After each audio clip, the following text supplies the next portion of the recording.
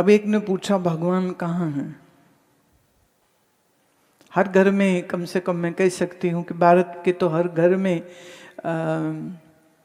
शिव या राम या विष्णु या कृष्ण या देवी का या तो इन आकार वाले सरगुण की उपासना होगी।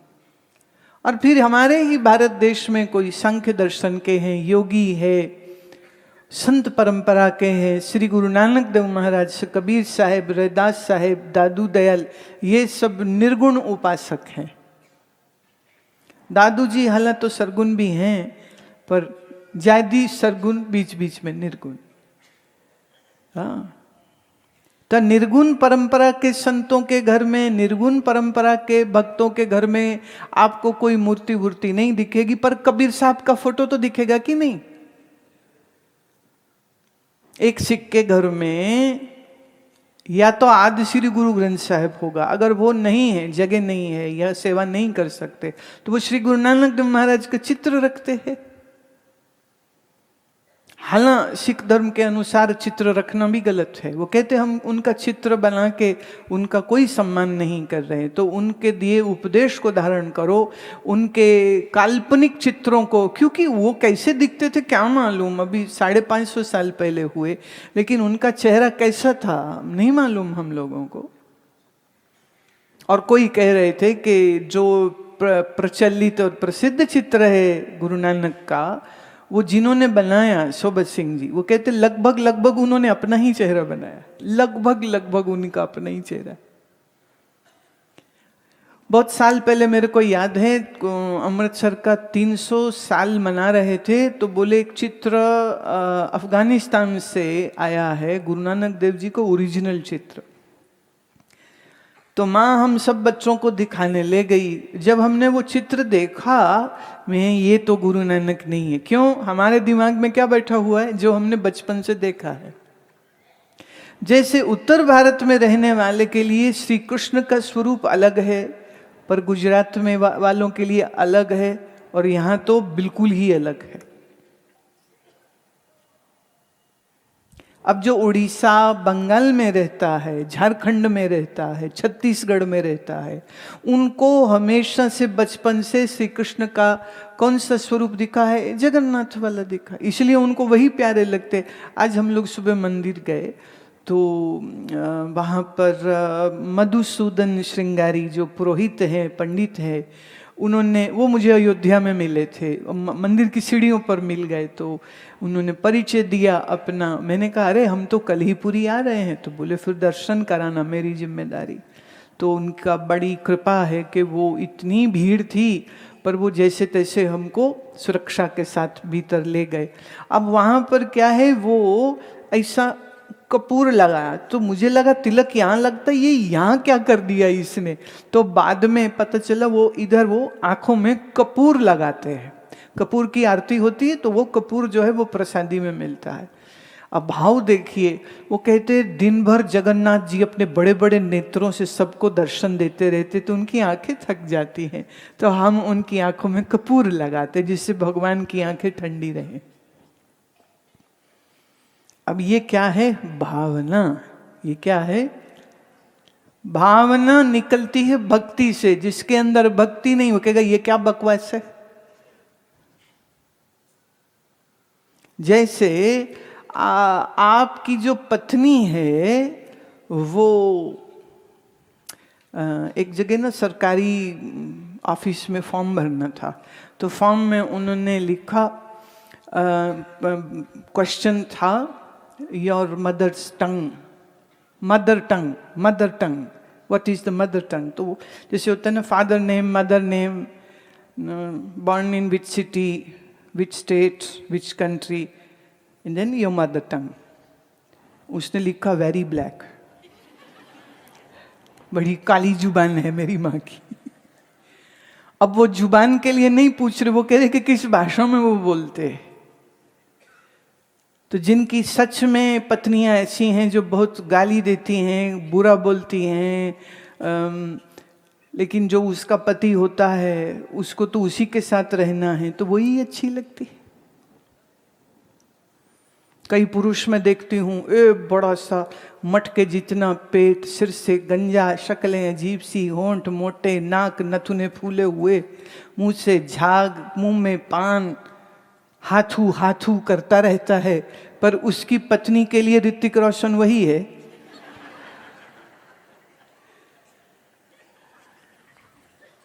अब जिसका बेटा बेटी है वो कितने ही बुरे हो, कितने ही बुरे दिखते हो, लेकिन माता पिता के लिए वही प्रिय हो जाते हैं।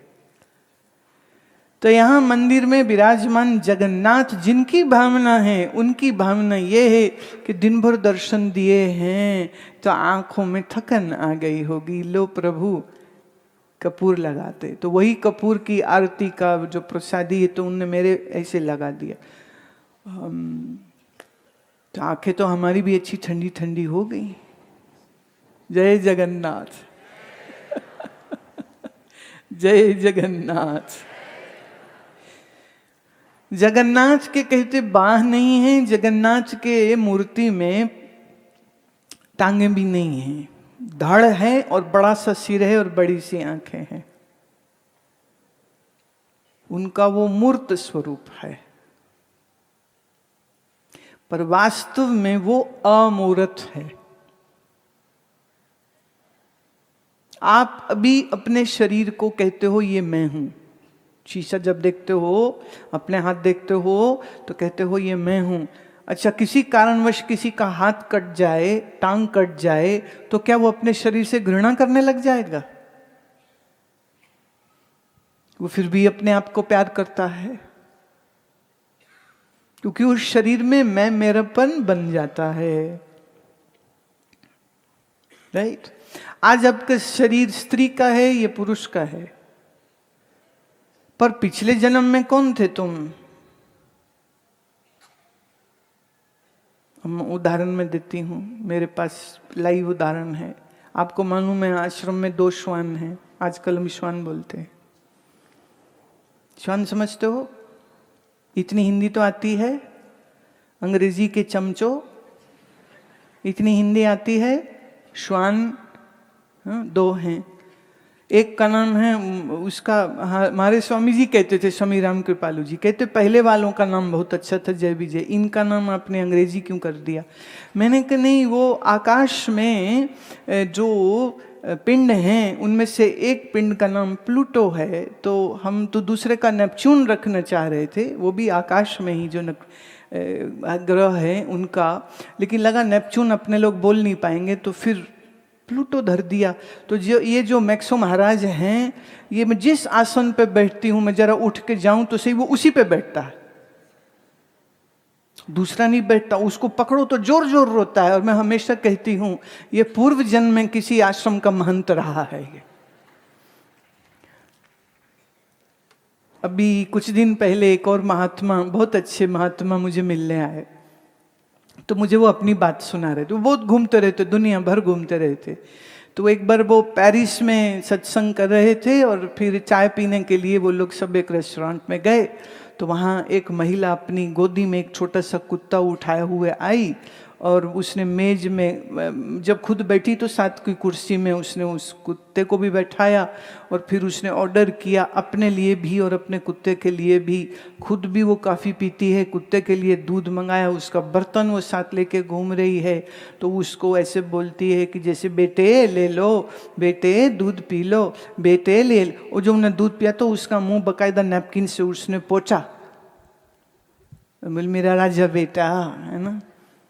तो ये स्वामी जी के साथ एक परिवार जो था, उसमें एक बच्चा, वो बच्चे पूछते Swami ji what did this dog do to have this luxury life? इस कुत्ते ने ऐसा क्या किया था कि वो इतनी शान से, देखो इतने महंगे रेस्टोरेंट में बैठा है और ये जो आंटी है ये उसकी इतनी सेवा कर रही है और उसको बेटा बेटा बोल रही है। तो ये बड़ी बड़ी उम्र के स्वामी जी कहते ये पूर्व जन्म में साधु रहा होगा। अरे साधु रहा होगा? कहते साधु रहा होगा, भजन कम किया होगा, भोजन ज्यादा खाया होगा, इसलिए इस बार भगवान ने कहा चल ले कुत्ते का शरीर। अब चूंकि कर्म अच्छे थे, साधु था, कर्म अच्छे थे, इसलिए एक बड़ी अमीर महिला के घर में वो बेटा बन करके बैठा हुआ है। आदत पड़ी कुर्सी में बैठने की, महात्मा नीचे थोड़ी बैठता, महात्मा बैठता ऊपर। तो कुर्सी उसे अब भी मिल रही है, सेवा उसे अब भी मिल रही है, चाकरी उसे अब भी मिल रही। पर कुछ जो गलत काम किए होंगे उसके दंड स्वरूप उनको बोले ये, अरे हमारे श्रीमद् भागवत में कथा है ना जड़ भरत जी की, जिनका एक जन्म हिरण रूप से होता है। 8 दिन तक हिरण के उस शरीर में वो रहे हैं, न खाया न पिया। 8वें दिन शरीर छोड़ दिया, पुनः फिर जन्म हुआ तो मनुष्य शरीर से जन्म हुआ। इसलिए मेरा आग्रह है, मेरी प्रार्थना है आप सबसे, जो भी जीव है वो भले श्वान हो, गाय हो, चिड़िया हो, तोता हो, बंदर हो, ये जानना पता ही नहीं तुम्हारा ही कोई रिश्तेदार है जो आ गया है। अभी बुरे काम किए होंगे, अब बुरा अच्छा मैं क्या बोलूं ना। जैसे रमन महर्षि के आश्रम में अरुणाचलम में एक बंदर, एक गिलहरी, एक गाय उनके संग हमेशा रहते थे। जब वो अपने कमरे में भीतर होते तो वो खिड़की खुलवा देते ताकि गिलहरी उससे अंदर आ सके और बंदर उस खिड़की से अंदर आ सके।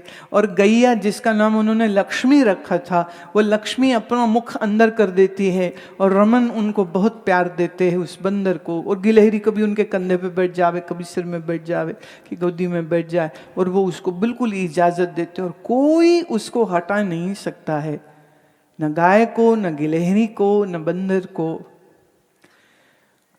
और पहाड़ में थे तो फिर सर्प भी होते हैं, तो उन्होंने सर्प से भी कभी ये नहीं, हाय सांप आ गया, सांप आ गया, सांप आ गया। सांप तो मेरे भोलेनाथ का श्रृंगार हैं, सांप से क्या डरना। तो कम से कम जो शिव जी की उपासना करते हैं उनको तो सर्प से डरना नहीं चाहिए, उनको तो बैल से डरना नहीं चाहिए। तुम कहोगे जी हम तो समझते हैं कि डरना नहीं चाहिए, उनको थोड़ी पता है कि हम क्या मानते हैं। तो ये तुम्हारे मन का डर है जो उन तक प्रेषित हो जाएगा। याद रखना इस बात को, जब तुम्हारे मन में डर होता है वो डर सामने वाले जीव के पास जाता है और फिर वही डर वापिस वो आपको देगा, क्योंकि उसको अब आपसे डर लगेगा। हमारे पूज्य स्वामी राम तीर्थ जब ब्रह्मपुरी में रहे हैं तब वहाँ पर कई बार ऐसा हुआ है कि जिस चट्टान पे वो बैठे हैं उसी चट्टान के साथ लग के शेर बैठा हुआ है। और वो बात जो किसी भक्त ने सुनी तो लखनऊ के एक पेंटर ने उनकी एक पेंटिंग फिर बनाई जिसमें स्वामी राम खड़े हैं और एक चट्टान के साथ एक शेर, दोनों हाथ उसने ऐसे चट्टान के ऊपर रखे हैं और वो भी राम जी को देख रहे हैं, श्री राम को देख रहे हैं, स्वामी राम को देख रहे हैं। और मैं श्री राम मुख से निकला तो इसलिए क्योंकि भगवान श्री राम ने अपने वनवास का लंबा काल जंगल में बिताया है, झारखंड में बिताया है, छत्तीसगढ़ में बिताया है, पंचवटी में बिताया है, नासिक में बिताया है। श्री राम रामनाथ स्वामी, जहां आज का रामेश्वरम, जहां आप में से कई लोग मेरे साथ गए थे, वहां पर बिताया है।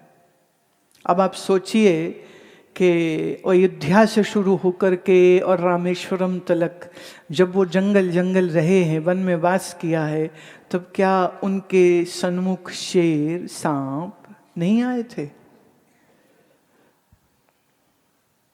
क्या वो हिंसक पशु छोटे बड़े क्या उनके संग उस जंगल में नहीं रहे थे क्या?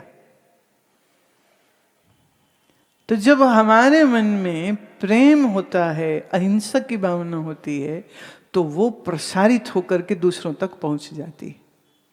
इसलिए भाव ये है कि समस्त जीवों के प्रति अहिंसा का भाव रखना चाहिए,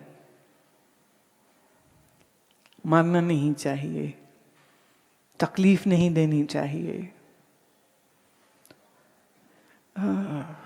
कष्ट नहीं देना चाहिए, किसी को भी कष्ट नहीं देना चाहिए। तो भगवान कहते हैं वेदैश्च सर्वैरहम् एव वेद्यो। जो लोग वेदांत कृत वेद विदेव, जो वेदांत कृत वचनों को, ग्रंथों को ठीक से पढ़ते हैं, समझते हैं, वह लोग एवं वेद्य, वो जानने योग्य उस परम तत्व को, वेद को जानने वालों की संगति में बैठ करके वह भी फिर मेरे इस अनंत स्वरूप को जान लेते हैं। मैंने पहले भी निवेदन किया था कि उपनिषद में न विष्णु का जिक्र है, न शिव का जिक्र है, न देवी का जिक्र है। उपनिषद में मात्र जिक्र है तो आत्मा का स्वरूप क्या है, परमात्मा का स्वरूप क्या है, जीव का स्वरूप क्या है, आदि ऐसे ही विषय के ऊपर प्रश्न सारे चलते हैं। अब बोले वो प्रश्न उपनिषद हो कि केन उपनिषद हो कि कठोपनिषद हो, तो उपनिषद में किसी अवतार के विषय में कोई चर्चा नहीं है, नहीं है। और अद्भुत बात यह है कि चाहे वो श्री राम हो या चाहे वो श्री कृष्ण हो, ये क्षत्रिय परिवारों में जन्मे राजकुमारों की शिक्षा दीक्षा किसी गुरुकुल में होती है, ऋषि चरणों में होती है। कृष्ण महाराज तो थोड़ी देर से गए, क्योंकि वो तो गैया चरा रहे थे ना बैठ के गोकुल में, स्कूल में तो गए कोई नहीं बड़े लंबे समय। तो अब जब 12 साल के हो गए मथुरा गए, और फिर पिताजी को राजगद्दी मिल गई, वसुदेव जी को राजगद्दी प्राप्त हो गई, उसके बाद उनको राजकुमार वाला जो टाइटल है वो मिला, उसके बाद वो शिक्षा के लिए फिर गए हैं। पर श्री राम लक्ष्मण भरत शत्रुघ्न तो जैसे ही उनका उपनयन संस्कार हो गया है, उनको गुरु वशिष्ठ के आश्रम में चारों को भेज दिया गया था, जहाँ सब बच्चे समानता से रहेंगे, वहाँ कोई जाति पाति राजकुमार नीचा ऊंचा ऐसा नहीं, सब एक तरह जमीन पे सोएंगे, सब एक तरह कुशा के आसन में बैठेंगे, सब एक समय पर उठेंगे, सब एक समय में माता अरुंधति और ऋषि जी के पास बैठ करके वेद वेदांत को सीखते समझते थे। तो श्री राम हो कि श्री कृष्ण हो, इनकी शिक्षा गुरुकुल में हुई है, ऋषियों के द्वारा हुई है। 4 वेद निरुक्त, व्याकरण आदि इन समस्त वेदांगों में उनकी पढ़ाई हुई है। और फिर जब वो तैयार हो जाते हैं तो उसके बाद फिर उनका श्री राम का गृहस्थाश्रम में प्रवेश हुआ। अब आप देखिए, अब आप कैसी पढ़ाई करते हैं, आपको कौन सी पढ़ाई करने को मिलती है।